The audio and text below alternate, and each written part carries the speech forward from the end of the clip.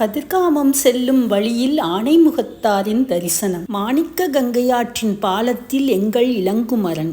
படித்துறையில் நாங்கள். இதுதான் கதிர்காமம் முருகன் கோயில். வண்ணத்திரையில் வர்ணஜாலங்களை வாரி இறைக்கும் கதிர்காமம் முருகன். வண்ணத்திரை முருகனுக்கு சிங்களர்கள் ஆத்மசுத்தியுடன் பூஜை செய்கிறார்கள். அபிஷேக சாமான்களை பட்டுத் துணியில் வைத்து சன்னதியின் உள்ளே எடுத்து செல்கிறார்கள். கருங்கல் சிற்பமாக அல்லாமல் வண்ணத்திரை முருகனாக இருந்தாலும் அபிஷேக ஆராதனைகள் அற்புதமாக நடைபெறுகின்றன. நைவேத்திய பிரசாதங்கள் உள்ளே செல்லும் காட்சி. பறந்து விரிந்திருக்கும் கோவில் வளாகத்தினுள் புத்த விகாரைகளும் உள்ளன.